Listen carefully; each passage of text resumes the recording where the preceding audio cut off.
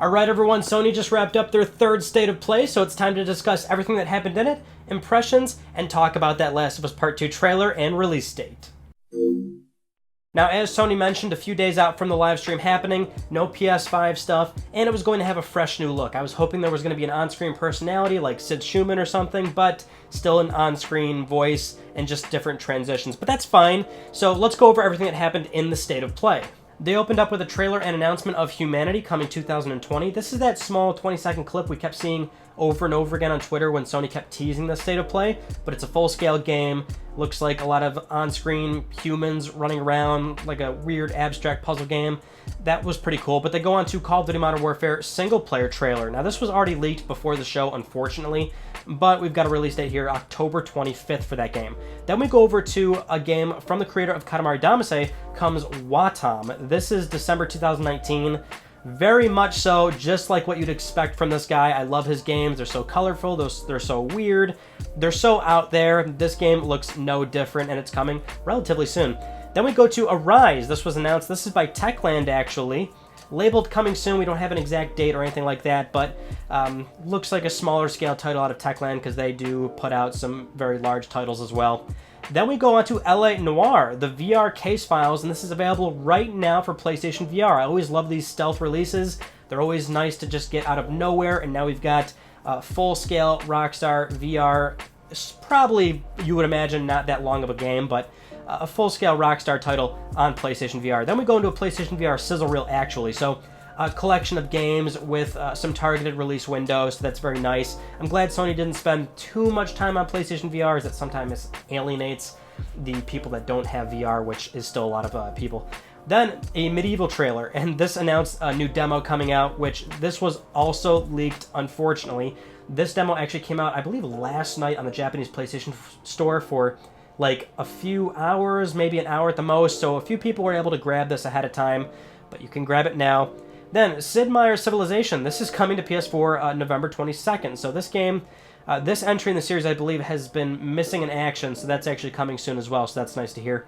This, I think a lot of people were really looking forward to, and it is a real thing now. Death Stranding, a PS4 Pro bundle, coming on the launch day of the game, November 8th. This thing looks fantastic. I love the controller because it's obviously designed after the baby incubation chamber that Norman carries throughout, well, Sam Bridges carries throughout the game. I have no doubt that this will be a highly desirable console, and it will more than likely sell out once it becomes available for pre-order. Then After Party gets announced for PS4. This is coming October 29th. A 2D, very humorous-looking game where you're stuck in hell. You're trying to outdrink demons and the devil, and you're playing a bunch of these party games, and you're trying to get out of there, basically. So that looks interesting. That's coming October 29th. Then Sony goes on to announce October's PS Plus games, MLB The Show 2019, and The Last of Us Remastered. A very good month, but on the crux of that, these are two very popular games that a lot of people probably already have, especially something like MLB, a very specialized game. You know, sports games, they do very well, but they've got a very dedicated fan base. So usually when these games come out, they're bought in mass right away. So a lot of the people that want to buy the next Madden, the next MLB The Show, I mean, they usually go out and do it right away. But I'm sure that applies to a few people. And The Last of Us Remastered, a game that sold millions and millions of copies, specifically on the PS4. The PS4 version did very well. So it's a lot of people probably have that already. But at the very least, this is your way to get in if you've never played the first game. Then Sony ends it off with that Last of Us Part 2 trailer we were all expecting. It looks really good. I'm thoroughly pleased with it. We finally see Joel. We see a little bit of Ellie's hatred and her real mission of trying to go out there and kill everybody. It's this large camp of people. We don't necessarily know how large they are, but we get that release date at the end of the trailer, February 21st, 2020. So we've been talking about this for a while, what month it's actually going to be launching in. Internally delayed at some point to early 2020. We were hearing February for a little bit there, then May got tossed around. I was always leaning towards February, but looks like that is the case. It's going to be February 21st, 2020, which is good that we finally have that release date. Naughty Dog's going to be very confident in giving us more information about the game. Probably going to be giving us some more gameplay demonstrations down the road, I would imagine.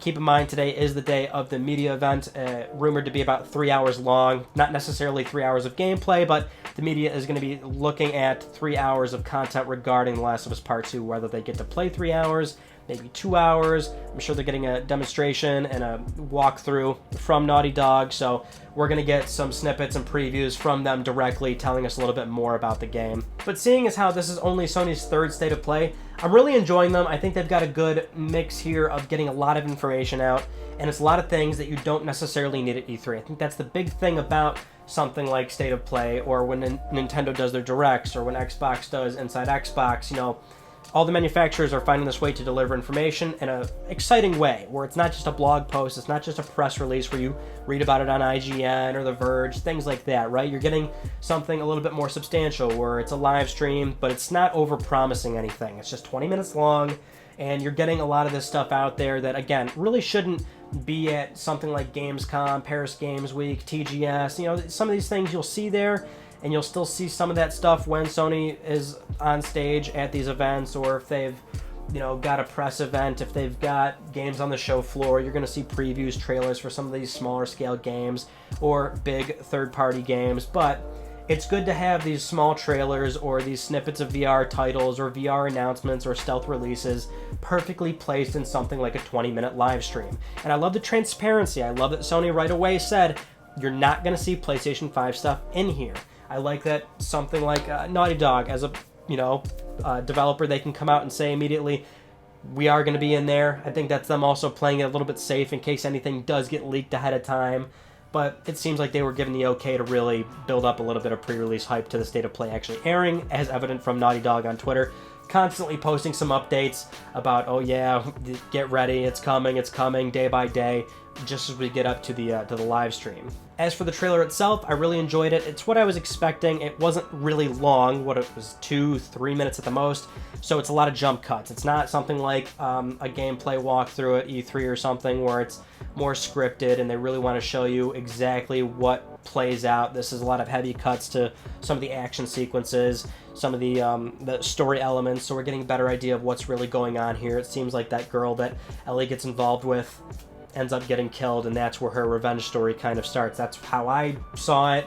At some point in the game, Joel comes around, so it seems like that may be in the earlier part of the game, or maybe the halfway point, potentially a little bit further down, but I'd imagine that Joel shows up at some point within the game. It still seems like a lot of the clips that we've seen so far is Ellie being isolated on her own mission, so that's in line with what they've been telling us so far, but it's nice to finally see Joel. He looks interesting, to say the least. I don't know, I was kind of off-put first seeing him. I would imagine him to be a little bit older looking. He looks great, he looks detailed. Graphically, he looks fantastic. I just would have assumed that he'd look much older, because he already looked pretty damn old in the first game, but I don't know. Maybe that's just me being a little bit weird. But as I mentioned on Let's Talk PlayStation, follow me on Twitter at Mystic Ryan for question and answers in situations just like this. And so over on Twitter, I asked you guys for some questions that you wanted answered in this video, and so we're going to do that right now. I'm not even going to say this name, but he says, so The Last of Us Part 2 and Final Fantasy VII Remake are kind of close on release date. Do you think this will affect any of the two releases? Not necessarily. Yeah, they're close, but these are two very different games, two very different audiences, but of course there's a lot of crossover there. I don't think you're really going to see a problem having either of these games come out and see a substantial amount of sales and success. You know, even if they were a week apart, even if they came out on the same day, I genuinely think it wouldn't have really had any detrimental effect. Especially games of these magnitude. These games could really come out at any time, and they're probably going to do very well. Nana K. Collins Jr., it seems Joel comes in later in the story. Do you feel that's what's going to happen, and do you think he's playable? Not sure if he'd be playable. I think a big part of this story and what they've been preaching is that this is Ellie's story. It's all about how she wants to go out and get revenge now. The first game pretty much played out where it's mostly Joel, but you do have a section where you're playing as Ellie, and potentially we could see something like that. I think if we do play as Joel, it's not going to be a very large portion of the game. Let's just put it that way. DLJ_UK, think this is the final limited edition PS4 they will release? No, definitely not. You're going to see more. I know we're like near the end of the life cycle where it doesn't really make a whole lot of sense. However, I still think we're at a point where we still need to see either potentially a slimmer PS4 Pro or an even smaller PS4 Slim which is something that Sony did. Well, not only did they slim down their consoles for as long as they've been doing PlayStation, pretty much almost 25 years, but with PlayStation 3, that's when they slimmed down the console another time. And so I think we could see something like that again in 2020. It seems unlikely now. That was actually a prediction I made at the start of this year, so even though there's no rumor suggesting that, I still think it's very possible that Sony could do that. We still need to see an MSRP cut for these consoles, but at the same time, we still have those 25% tariffs that are threatening any potential Sony's bottom line, basically, with their hardware sales. Kakarot says, do you expect the release date to be delayed? I don't think so. This is what's been happening with so many developers and publishers. They're not giving out release dates for a reason. I think we're seeing a lot of these games. It's almost like the pre-release hasn't necessarily changed in terms of how many trailers we get, how often they show up at trade shows, how often the developers talk about their games, but rather whether they do or don't do those things. The only thing that's changed is that they don't give out release dates anymore. They've been pretty good about that. The industry's really gone into a good place in the last 4 or 5 years of not really giving out release dates. We don't really talk about delays anymore. They don't happen nearly as often as they did, say, during the PlayStation 3 generation. So I think right now Naughty Dog is in a place where the reason why we have that date is because this is the date that they can hit, and they're confident that they're going to get to it. Now, I'm seeing a lot of people bring up the collector's editions for The Last of Us Part 2. Those have already been announced actually just now on the PlayStation blog, so you can go over there and check that out, but I will display the pictures to you right now. I don't remember everything that's in there offhand as I'm recording this right now, but basically it's pretty loaded up. So you've got, I believe, 3 different versions of the collector's edition. You've got a deluxe edition as well, but the best edition is the LE edition, which was, I think, either leaked or discussed prior a month ago or a month and a half back now. But the LE edition, that's the big one if you're really looking out for that one. That's going to come with a statue, looks like a book bag, a ton of other little extra goodies. Looks very good. I mean, obviously, a game like this is going to see a lot of a lot of versions. They're gonna sell a very expensive collector's edition, no doubt. So if you're really into it, that's something that you can explore and think about. Raza says, what happened to the new Batman game? That wasn't here. I know a lot of people were expecting that, especially because if you're on Twitter or following any gaming news, there's a lot of teases going on right now for that next Batman title. I was also kind of expecting it to be here, but it wasn't, so must not be the right time for them to announce it just yet. Chris Mix sorely, do you think they showed a bit too much story-wise of The Last of Us Part 2? Hopefully they sell the Death Stranding controller separately because I want it. Yeah, they definitely have to sell that controller. I'd be shocked if they didn't. Now the story though, I think it's easy to look at that trailer and think, oh great, we know pretty much everything now and that's it. But this is Naughty Dog. I mean, they're not going to let the whole cat out of the bag in a 2-3 minute trailer. It's just not like them to do something like that. I'm sure there's going to be plenty of U-turns in this story. I think there's going to be an ending in there that's probably going to throw a lot of people off, or I would hope it does. It would be pretty disappointing if it comes out and there's just this basic formula of what we've seen in this trailer, and then the game just kind of ends. But I'm expecting much more. I think a lot of people are. Now, another piece of news that is breaking right now as I record this is that Last of Us Part 2 is a 2-disc game. It appears that the game is quite massive. Naughty Dog's talking about how it's one of the most ambitious titles that they've ever made. It's extremely large, and so it's going to be on 2 discs, which is quite a rarity on PlayStation 4 and Xbox One. This is going to be a big game. So I think this kind of goes back to the question we just answered. There's probably a lot in here that we're not seeing. I mean, remember, we've only seen, what? Technically, 1 teaser trailer, 2 trailers showing us, a little bit of story, a little bit of gameplay. I guess the first cinematic trailer didn't show us any gameplay. So the second one showed us gameplay. That was the one at E3. And then we've got this one, which was the shortest trailer, but showed us the most. But, I mean, that's what we're sitting on, right? 4 clips of footage. There's a lot more in this game, it seems. So that's gotta bode well for, I guess, the excitement of this title. But anyway, that's it for this video, so stay tuned for this coming Friday on Let's Talk PlayStation, where we'll cover up any major details that we may have missed, and also we're still waiting on that Last of Us Part 2 media event to really play out to get more details and information out of that, because, as I mentioned, State of Play just ended, so I filmed this right away. Also follow on Twitter at Mystic Ryan for situations like this, once again, for Q&As, or just keeping up with my usual bullshit. And subscribe if you haven't already for the best PlayStation news, reviews, and updates that are here on YouTube. And that is it. I will see you all in my next video. You take it easy.